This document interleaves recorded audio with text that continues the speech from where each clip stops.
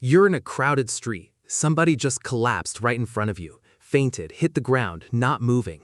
And instead of people rushing to help, you watch dozens of phones come out, people recording, people filming, almost nobody actually moving toward the person on the ground. Now flip it. You're the one on the ground. You're conscious, barely. And the last thing you see before everything goes blurry is a circle of faces above you, lit up by their own phone screens, watching you like you're content. Nobody's evil here. That's the part that should scare you. These are normal people. And there's a name for exactly why this happens. And once you understand it, you'll never look at a crowd the same way again. Here's the question that should be bothering you right now. If more people are around, shouldn't help be more likely, not less? More eyes, more hands, more people who could step in. That's the obvious assumption. It's also almost completely backwards. There's a documented psychological phenomenon called the bystander effect, and the actual finding is one of the most counterintuitive results in the entire history of social psychology. The more people who witness someone in trouble, the less likely any single one of them is to help. Not slightly less likely. In some documented cases, dramatically less likely. Let's go. In March 1964, a woman named Kitty Genovese was murdered outside her apartment building in Queens, New York. The story that spread afterward was horrifying. Supposedly, 38 witnesses watched or heard the attack from their windows, and not one of them called for help while it was happening. That number and that framing became one of the most famous case studies in psychology. It got taught in classrooms for decades. It became shorthand for urban apathy, for the idea that cities make people cold and indifferent. Here's where I have to be honest with you, because this video would be irresponsible if I wasn't. The original reporting on that case was later found to be partly exaggerated. Some witnesses didn't actually see the attack clearly. Some did call the police. The 38 witnesses who did nothing framing was sharper and more dramatic than the messy reality. But even with that correction, the case did something important. It made two psychologists ask a question nobody had seriously studied before. Does the presence of other people actually change whether someone helps? And the answer they found, through actual controlled experiments, turned out to be even stranger than the myth. The psychologists were Biblate and John Darley, and in 1968, they ran an experiment that's still taught today because of how cleanly it isolated the effect. They put people in a room, alone or with others, supposedly to fill out a questionnaire. Then they pumped smoke into the room through a vent, simulating an emergency. When someone was alone in the room, they noticed the smoke and reported it about 75% of the time, usually within seconds. When there were two strangers in the room together, that number dropped sharply. With 3 or more strangers in the room, in many trials, almost nobody reported the smoke at all, even as it got thick enough to be genuinely uncomfortable to breathe. People sat there, coughing, watching each other not react, and doing nothing. This wasn't an accident of one weird group. Latte and Darley ran variations of this experiment repeatedly, with different emergencies, different group sizes, different settings, and the pattern held over and over. More witnesses, less individual action. So why does this happen? It's not that people in groups are worse human beings than people alone. It's something happening quietly in the math of responsibility. When you're the only person who sees an emergency, the responsibility to act sits entirely on you. There's no ambiguity. If you don't help, nobody does. But when there are 10 people around, that responsibility doesn't stay whole, it splits. In your mind, without you even consciously calculating it, the weight of someone should do something gets divided by the number of people present. Psychologists call this diffusion of responsibility. The math feels something like, surely with this many people watching, someone else is more qualified. Someone else has already called for help. Someone else is about to step in. Except everyone in that crowd is running the exact same calculation, which means the responsibility doesn't actually get shared. It gets lost. There's a second force working alongside diffusion of responsibility, and it might be even more powerful: social proof. In an ambiguous situation, humans look to other humans for cues on how to behave.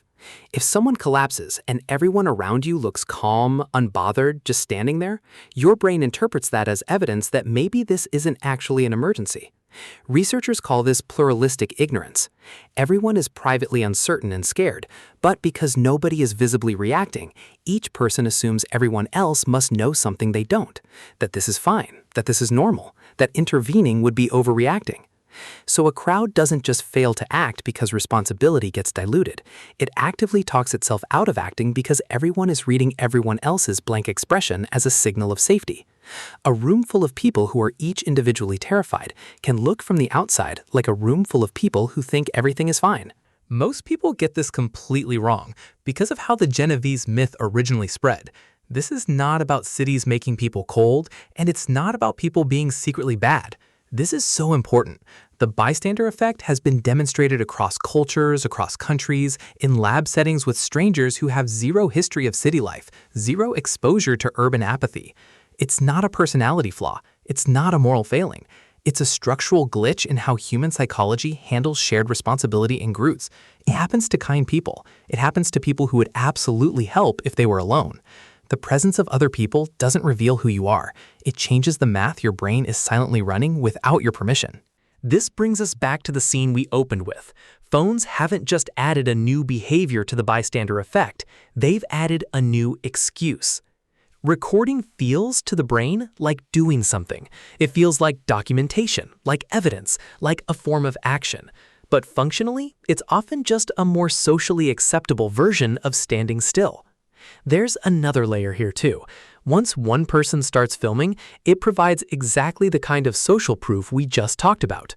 If the people around you are filming calmly instead of panicking, your brain reads that as confirmation. This is being handled. This is content. This isn't actually a crisis requiring me specifically. Some researchers studying modern bystander behavior have noted that the act of filming can spread through a crowd almost like the original inaction did in Latane and Darley's experiments, not because anyone decided to be cruel, but because watching others film becomes its own form of pluralistic ignorance. Here's the part of this research that's genuinely useful, not just unsettling. Psychologists have found a remarkably simple way to break the bystander effect: direct, specific address. If you're ever the person who needs help in a crowd, the worst thing you can do is shout, "Somebody help me." That sentence lets every single person in the crowd diffuse responsibility instantly. Somebody else can be the somebody. But if you point at one specific person and say, "You in the blue jacket, call an ambulance," the diffusion collapses immediately. There's no ambiguity left. There's no one else it could be. The responsibility lands on exactly one person, and study after study shows people respond to that kind of direct, individual address dramatically faster. The fix for a crowd-sized problem turns out to be making the crowd disappear, one person at a time. So let's go back to where we started. You imagined being the one on the ground, surrounded by phone screens instead of hands. That image feels like it's about strangers being cold, about the world being a worse place than it used to be. But the truth is, stranger and somehow more useful than that. The crowd around you isn't full of people who don't care. It's full of people exactly like you, people who would absolutely help, who are capable of helping, who are quietly hoping someone else steps up first, all running the same silent calculation at the same time. The most dangerous thing in that crowd isn't indifference, it's the math. 50 people, each individually kind, each individually capable, collectively producing the exact same outcome as 50 people who didn't care at all. So the next time you're in a crowd and something goes wrong, remember this: the silence around you isn't agreement that everything's fine. It's 50 people just like you waiting for someone else to go first. Be the someone else. Point at one person. Make it impossible for the responsibility to disappear. That's literally all it takes to break a phenomenon that's fooled crowds for as long as crowds have existed. If this made you rethink the last time you walked past something and assumed someone else had it handled, you're going to want to see what's coming next, because there's another invisible rule shaping how groups behave, and it's even stranger than this one. Subscribe if you want to understand the hidden psychology running underneath everyday situations you've never thought twice about.